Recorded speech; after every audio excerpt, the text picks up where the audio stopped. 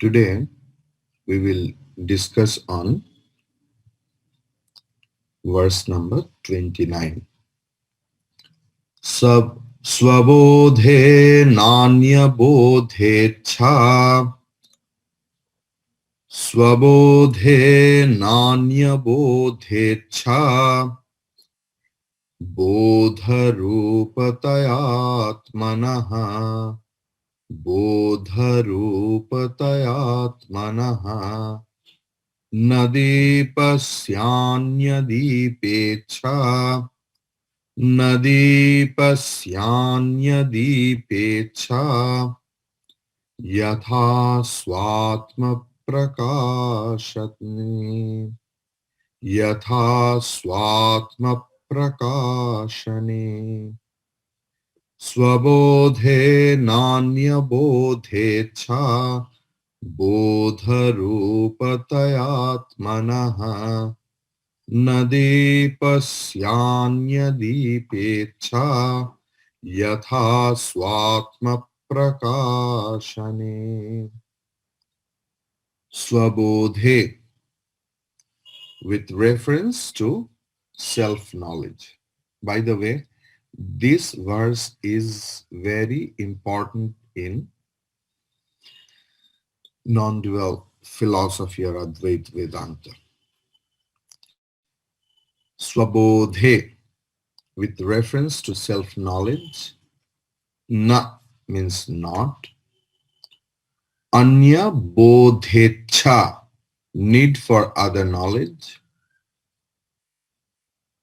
Bodha rupataya, because its form is knowledge itself.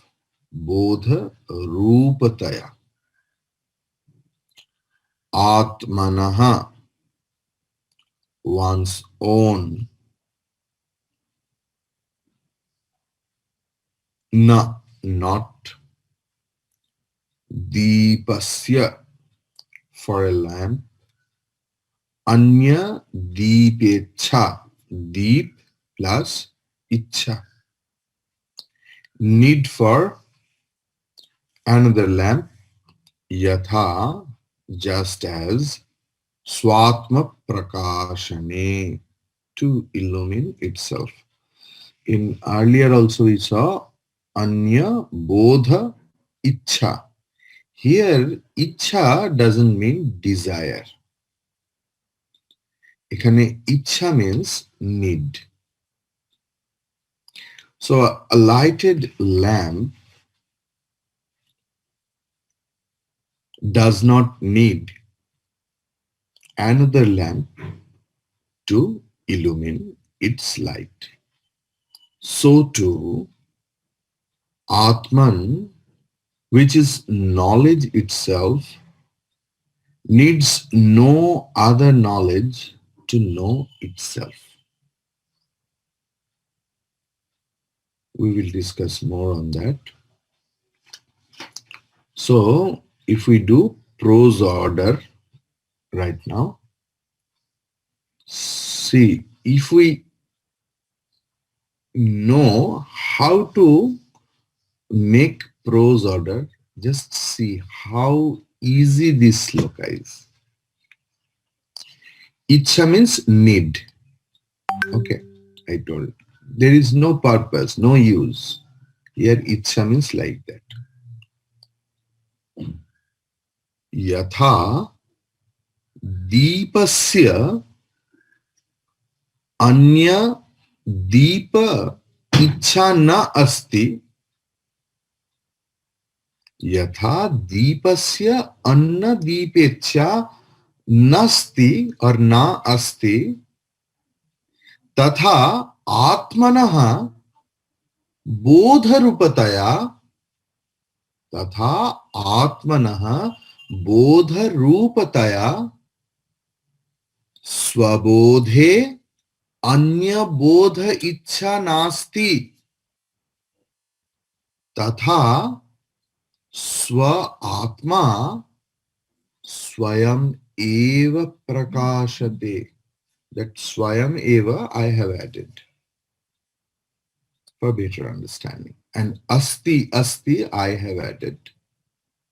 Yatha deepasya anya deepa ichha na asti तथा आत्मनः बोधरूपतया स्वबोधे अन्य बोध इच्छा न अस्ति तथा स्वात्मा स्वयं एव प्रकाशते. So in last day's question in studies, someone asked me that what is Atmashrayatvam, Atmashraya dosha. If I clarify, yes, I will clarify now. Suppose what I don't understand, what I don't know, if I try to explain that same subject to anyone else, if I want to teach on that subject, that is called Atmasraya dosha. In Kathopanishad, we get the mantra. Can you remember? Andhenaiva niyamana yathandha. If a blind person leads another blind. So in Bengali also, some Bengali Hindi में भी शायद है जे সর্ষের মধ্যে ভূত. If it is a different thing, yet suppose someone has caught by any ghost.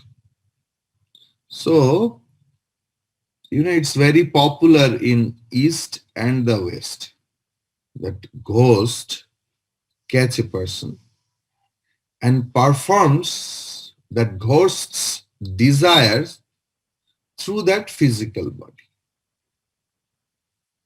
It's a popular myth. So what comes? Ojha comes. Maybe in Western countries something else is there.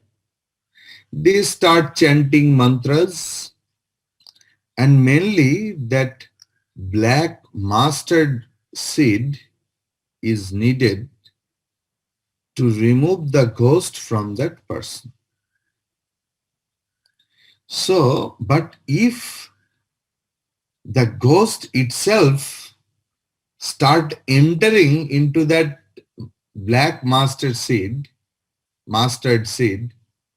then who will remove whom?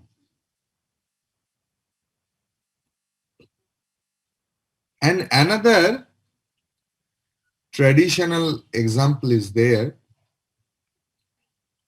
Suppose some small boy asked his mother that, "Mom, what is fever?" Then his mother told that if there is any feverish symptoms, then this is called fever. Means suppose his mom also doesn't know the fever. So in that case, this is called Atmasraya dosha. What is the Sanskrit terminology for that? Swagraha sapeksha grahakatvam. One word. Okay. For your understanding, I told Swagraha sapeksha grahakatvam atmasrayatvam.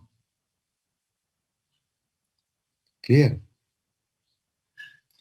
So, I think the sloka word for word meaning is clear now.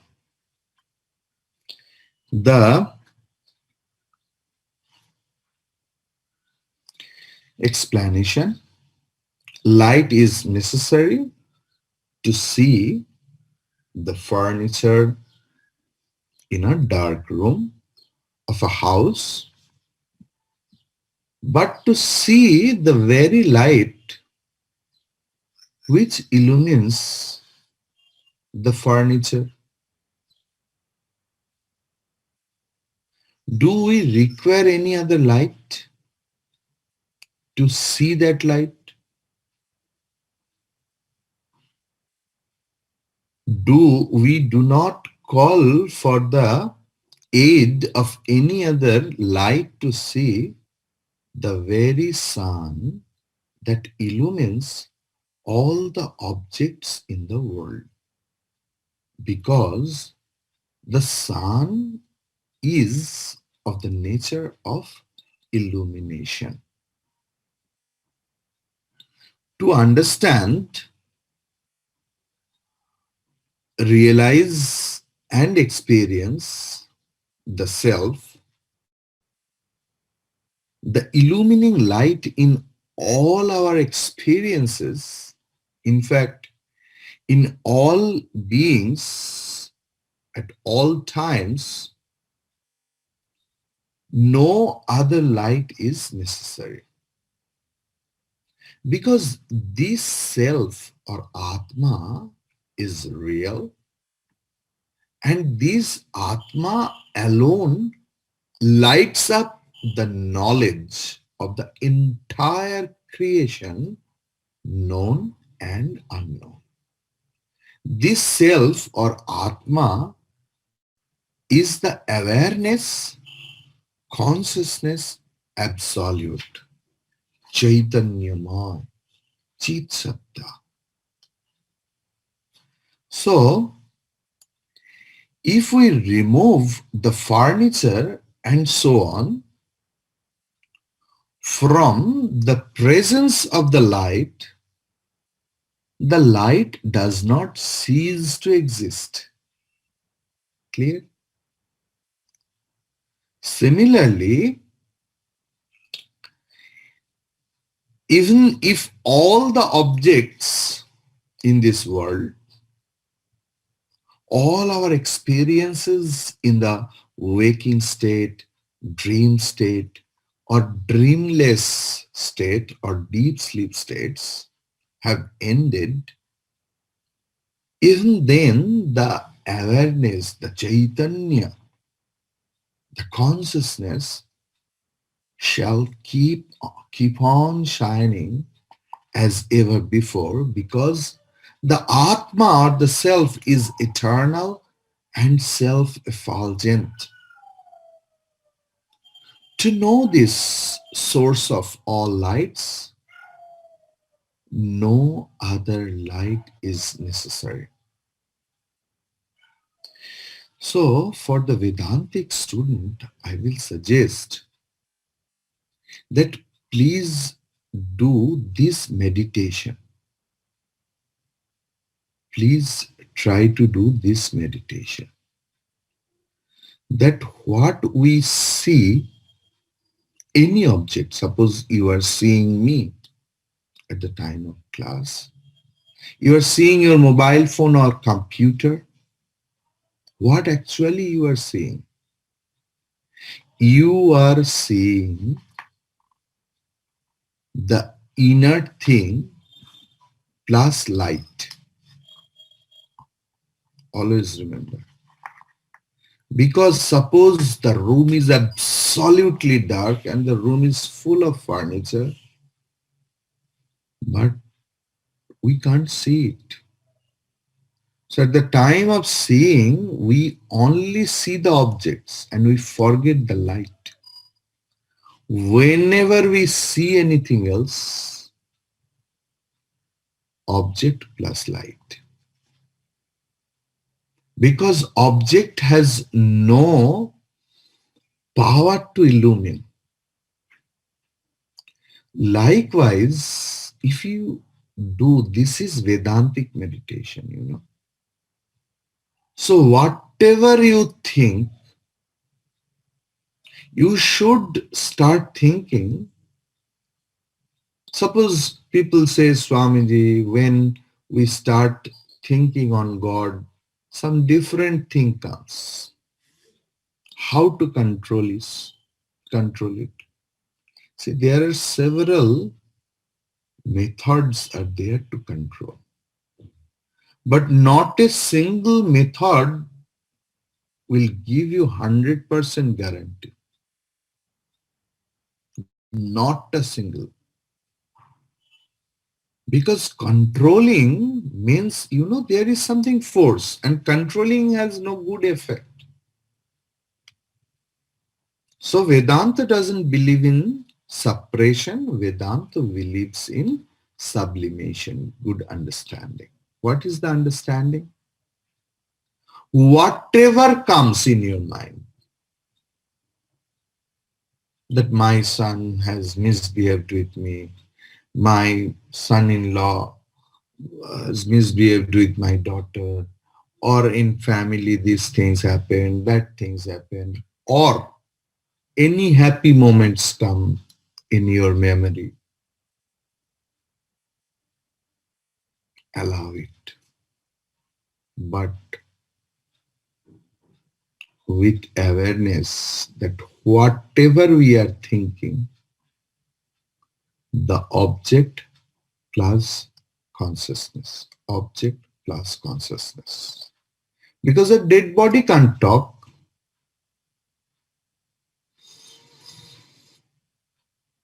Only if there is the reflection, Chidabhas of that consciousness is there, it speaks, it moves, it reacts, it responds. In that way, our mind will be shifted. Spiritual life means shifting your attention. Meditation means shifting your attention. For a Jivan Mukta, for a liberated soul, for a realized soul, the world doesn't get vanished, but their attention has been totally shifted. That's why they don't get identified with them. So there is no vasanas, no desires. But they rejoice more than you. They go anywhere else. A marriage party. He enjoys more than you because there is no identification and attachment. Wherever there is no identification and false attachment, if the attachment in that sense, that homogeneous sense, then it's okay. But our attachment with the basis of individuality creates all problems. Then you can ask me how we will love if you are not identified and attached. How we will enjoy? It's a question. Good question. Have you ever been to any hill station? Most of you will tell yes. So when we see a snow-clad mountain, do you enjoy it or not? When we become restless, we go, suppose in a serene, calm place, or we see the calm nature, शांत शांत समुद्र भी हो सकता है, calm sea, or very calm Himalayas or any mountain, no sound. Do you enjoy it or not? Do you identify with it? Do you have any sense of possession? That this mountain is mine, that is why I am enjoying? It's our wrong notion that without attachment, false attachment, and false identification, we can't enjoy the world. It's not. It's our wrong notion, wrong superimposition. In that way, Jivan Mukta enjoys each and every bit of his life.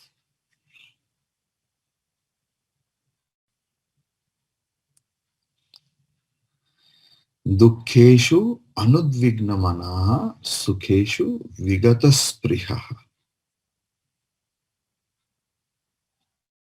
That is Jivan Mukti. The outer world of objects is illumined as long as I am extrovert. The moment I turn introvert and my attention is inward, I realize that that light alone is the real one, which illumines entire experiences everywhere, not only in my own heart, but in the entire world of beings. Whatever be the technique we adopt, we are bound to realize this reality if we faithfully follow the path laid down by the learned sages and experienced seers. The intellect cannot comprehend the one homogeneous whole because it is not an object of cognition. With a telescope, I cannot see myself. I can only see other objects in front of me and around me. Similarly, so long as the intellect is there, it is indeed very useful to discriminate, to reason out, to analyze, and to understand the objects and happenings in a field other than the intellect itself. Now, when we try to understand the transcendental truth, the existence alone, the consciousness alone, the bliss alone, with that limited intellect in an objective fashion, the intellect is trying to achieve the impossible, for the self is ever the subject that illumines the very intellect that tries to understand the self. The gross body is an object of experience. The subtle mind is something separate from and subtler than the gross equipment. The intellect is still subtler, and yet even this is uh, an object experienced by us. When we thus move more and more into the inward chambers in ourselves, we almost reach the subtlest of the thought existence, the intellectual field for the play of our ideas and ideologies, such as I know or I don't know, I understand, and so on. When these thought waves die down, when there is nothing for the consciousness to illumine, at that rare and sacred moment, the pure consciousness alone remains illumining itself as a silent street lamp at midnight stands illumining itself. In terms of the familiar analogy of a dream, the dreamer is none other than the waker, because when the dreamer wakes up from his dream, he discovers himself to be the waker. So too, in the supreme plane of self-awareness and bliss, when all duality has ended, when I remain in my own real nature to understand, realize, and experience that bliss of the self, Swarupa Ananda, no other illumination is necessary. It is a question of one awakening oneself to the state of God consciousness, the selfhood. The thing is, how can I know Atma?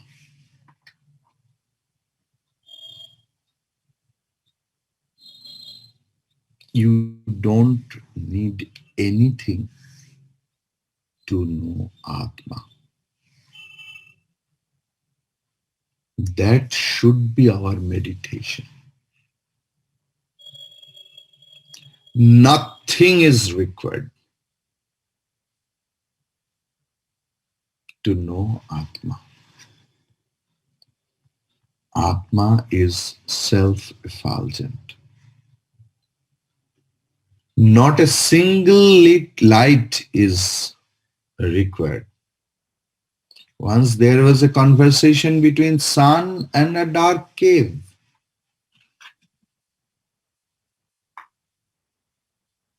So dark cave and sun was behind. They used to talk like that. You know, in a prayer, school life prayer, how we used to talk. My friend is in front of me, but facing his back. Otherwise, we will be caught and we will be punished.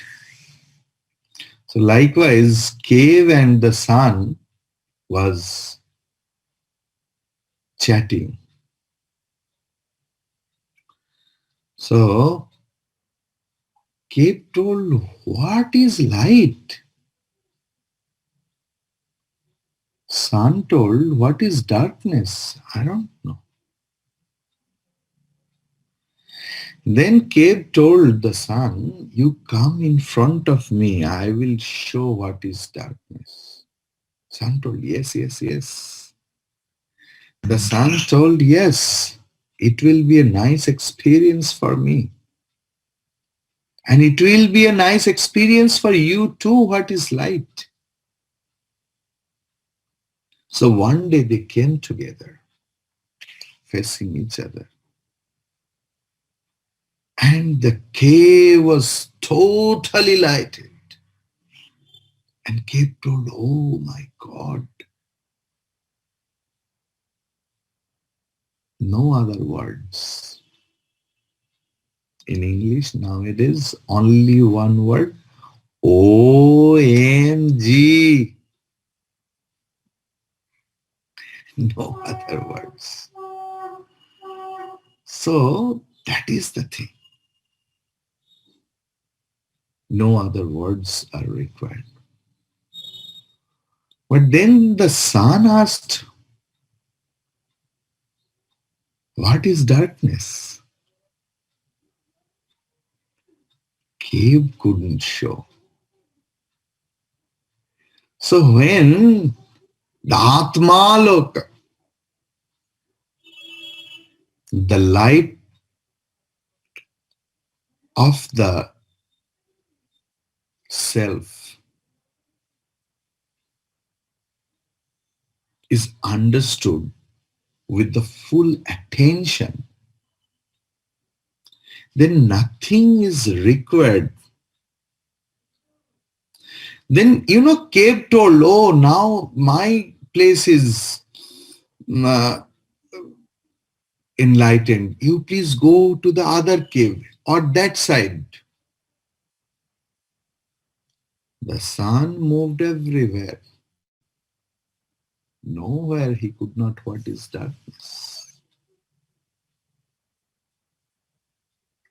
So everything is Atma. That is a positive thinking, positive perspective. The realized soul always see the positive aspects among all negativities. That is the beauty of self-realization, Atmajnana. In next class, we will discuss on Vedantic meditation, and that sloka will help us, that verse will help us. By the way, in 29th verse, with the 29th verse, the ahamkara discussion is over. Hari Om Tat Sat.